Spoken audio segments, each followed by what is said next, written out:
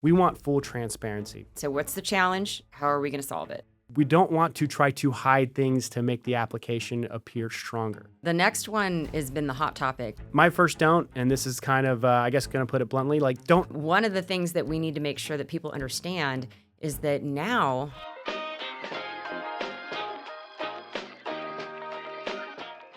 Welcome to SBA University with special guest professor. Welcome back, Audrey Wendel, SBA Loan Officer at T-Bank. Thanks for coming back. Sure. I asked on the last video to put together our top 10 do's of SBA lending. It only makes sense that we put together our top 10 don'ts of SBA lending. So you've got your 5. I do. I've got my 5. We'll throw them out there, chat about it, and we'll go from there. Absolutely. So please kick us off. Well, I'd say just from personal experience recently is don't underestimate the time frame, right? So you should expect your 45 to 60 days to get things moving along and collect information. There's multiple parties that have to do various things. So make sure that you're accounting for that time frame when you're looking at a close. It's really tough to have that hard close, but we like to get that date out there, but it is a little fluid. So we just need to make sure that we're all paying attention to that time frame. Due diligence needs to be done. Yep. Don't rush closing. If there's real estate in the transaction, that's going to take some time. You need to get, obviously, an appraisal on the property. Sometimes there's an environmental report that needs to be completed to make sure you're not buying contaminated soil, right? Make sure that the property is clean of any environmental issues. These things take time. I always worry when there's like this rush. If we don't close by this date, this deal is going to fall apart, right? You'd like to think that a 1 or 2 week delay in closing is not going to make a deal crumble. If that's the case, then you got to wonder, what really is going on there? Why is this such an urgent thing? And of course, there's some tax implication things, but at the end of the day, it's a big transaction. You're buying a business. Somebody's selling a business.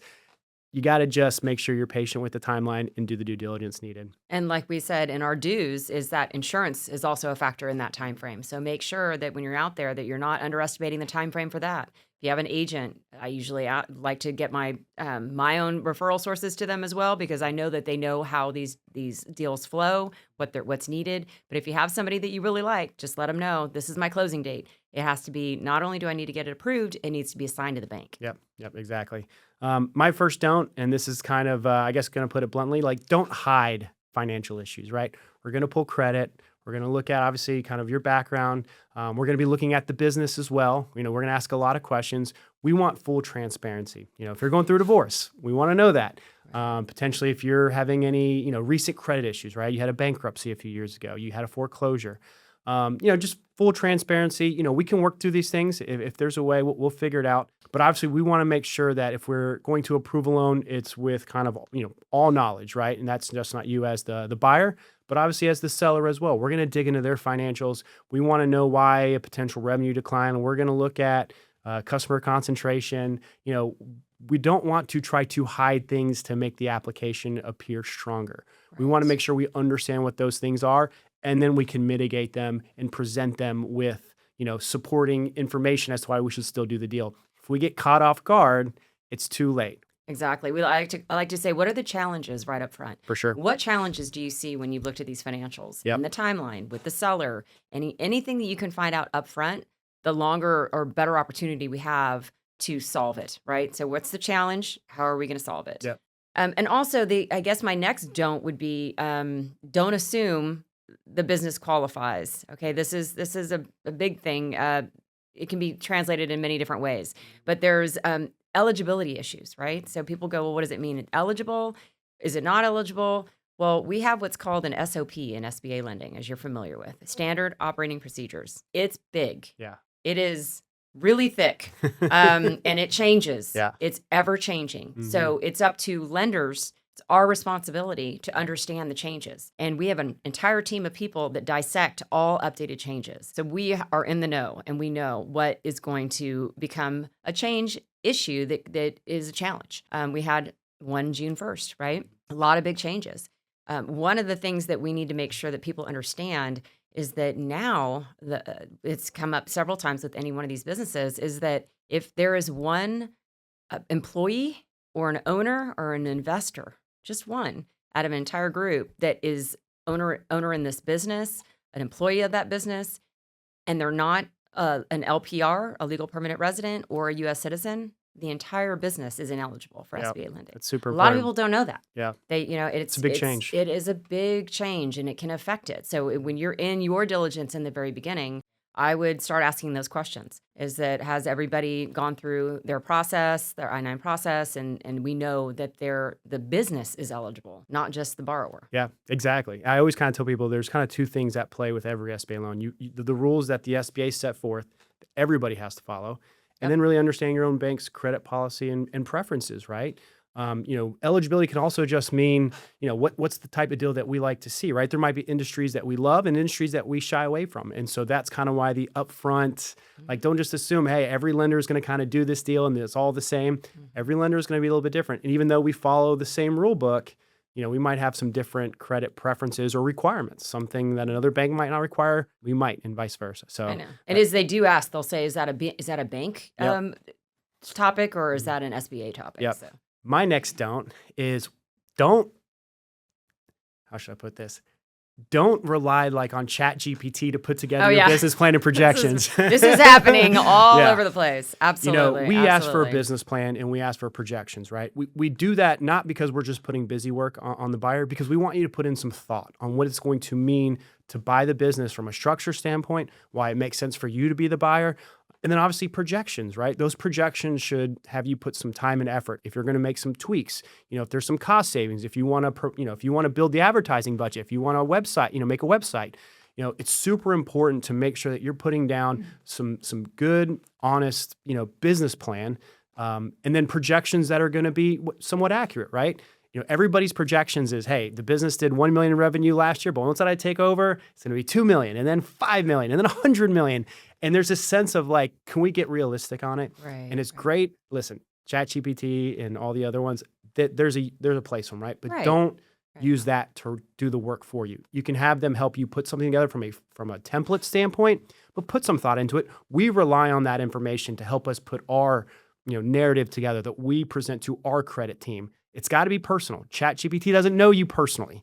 They can make something up based on information on a resume, but we want the experience directly from you. We want you to understand the business, the management plan. So don't overinflate those things. Don't just put numbers down or words down. Really put some thought into it. Right. And I would just say at my bank, at T-Bank, we will use our underwriting team to help us with that. And we have very seasoned underwriters, and they're going to get your projections. They're going to get your business plan. They're going to know generally what the background of this business is. But if you're using ChatGPT and you don't know your numbers, they're going to find out, because they do an interview process with you. It could be up to an hour, but it's usually 30, 45 minutes. And they're going to point out, they're going to walk you through the process, yes, but they're going to see any anomaly there. And if they ask you a question, you better be ready for it. ChatGPT is not going to be there for you. You're going to have to answer that question on your own. ChatGPT is not paying the loan, right? They're not making that payment after you close. So just put some thought into it. We put a lot of work into it. So we always just encourage others to really think about this, think about the business, what they're bringing to it. That way we can communicate that as well. Right.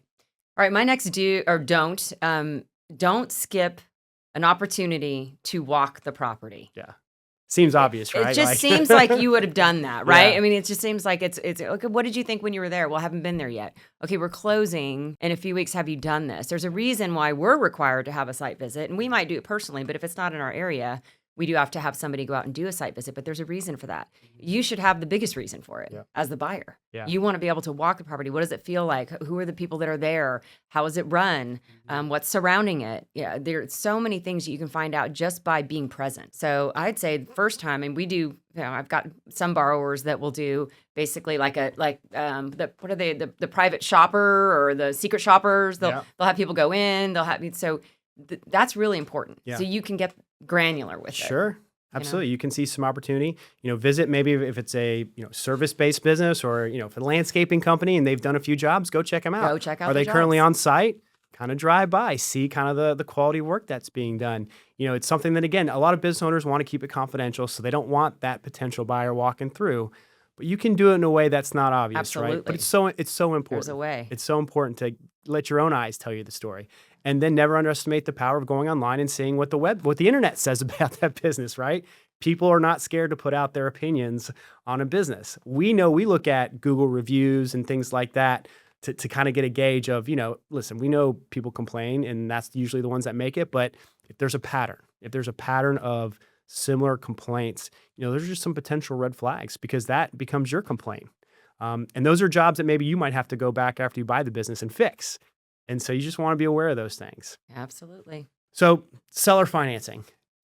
Don't rely on seller financing to make the deal work, right? You have to come up with your own equity injection. The old rule says the seller could finance the 10% required equity injection. You could potentially come in with zero.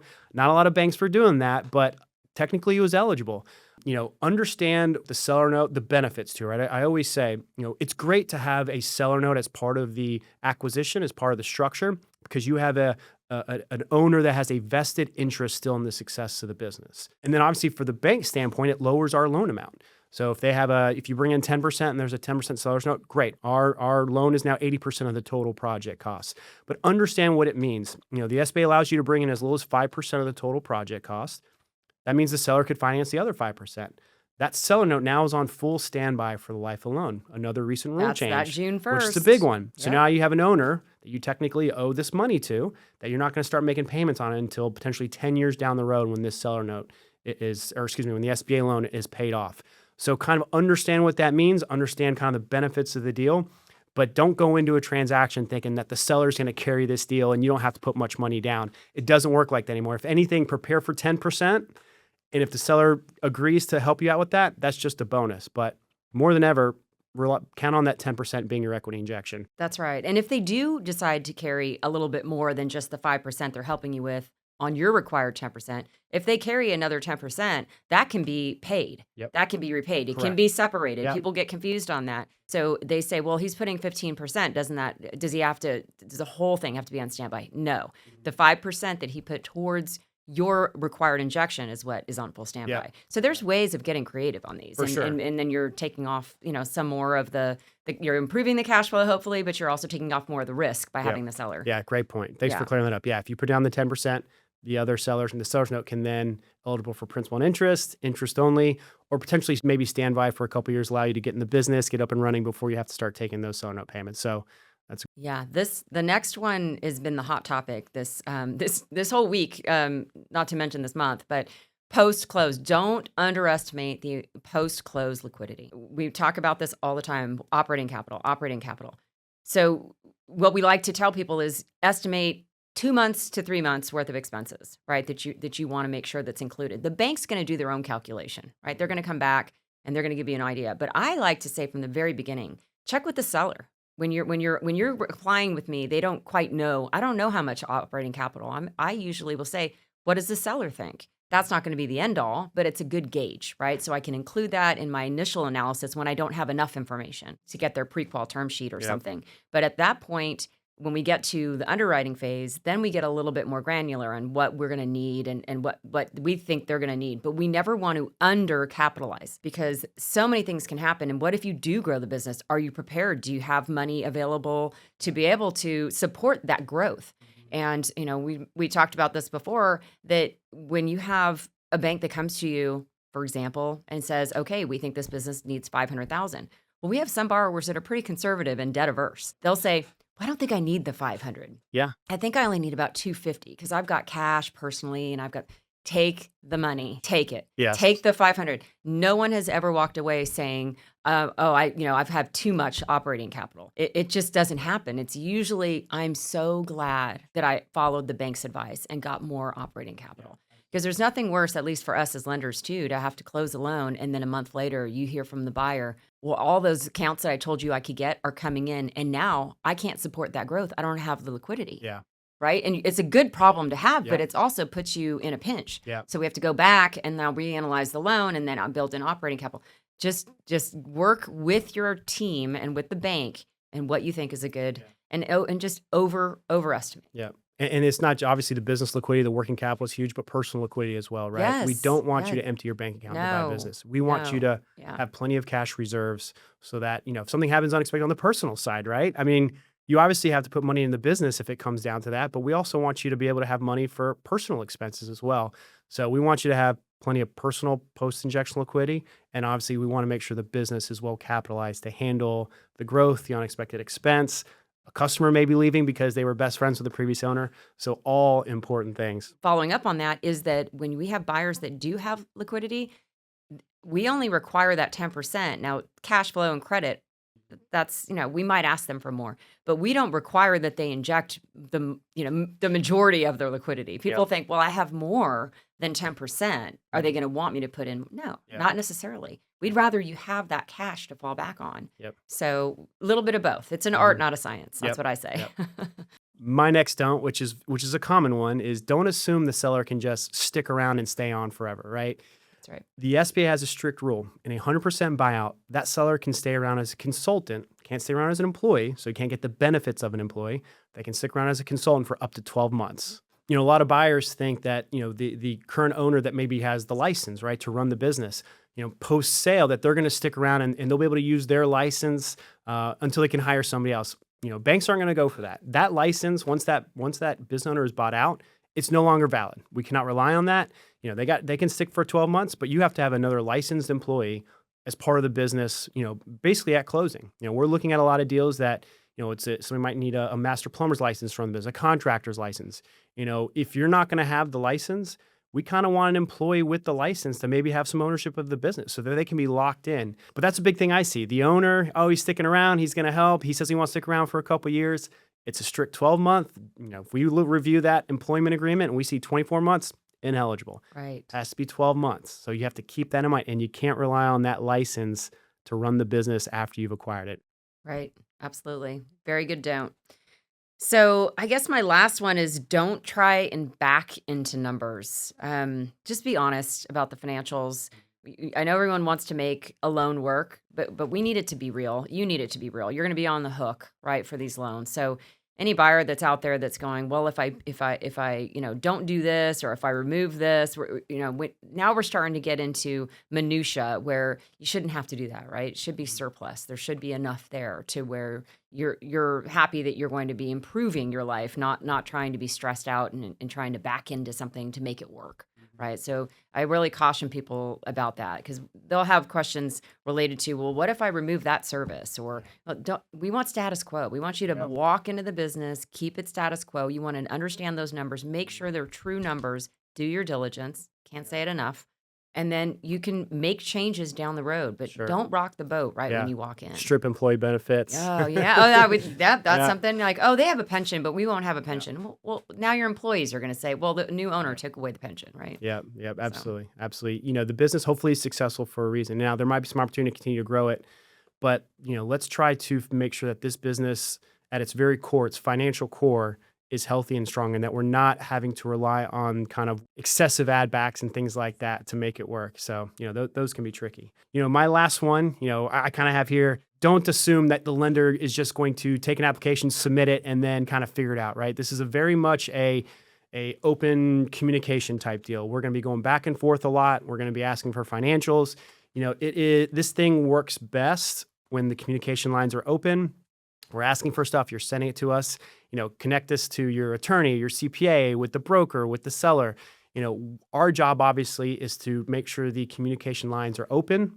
And, sometimes when it gets cut off or you're not really, maybe starting to get frustrated with the process, like we all want the same thing, right? We all want to close a deal. You want to buy a business, the seller wants to sell a business. We want to provide you with the financing to do it. We're all working towards the same thing. So I guess the best way I can put it is just work with us, right? We want what you want, but it's a loan, requires documentation. You've got the SBA government agency that says, hey, this checklist of 15 items needs to be checked. We got internal eligibility people at the bank that make sure that, hey, everything is compliant. Audit, internal audit. Exactly. And right. And we're doing this to making sure not only we're following SBA eligibility guidelines, but that you're getting a healthy, clean business that is represented accurately. So help us so that we can help you. Yes, exactly. Help us help you. That's right. Exactly, yeah. So that's what I got. But Audrey, thanks so much for doing your don'ts. Great don'ts. And until next time, class dismissed. Thanks for having me. Thank you for watching this episode of SBA University. Hopefully you found this episode helpful. If you need to get a hold of me directly, I'll leave my email address down in the description. Be on the lookout as I will be releasing new lessons every week to help you in your SBA journey. Thanks.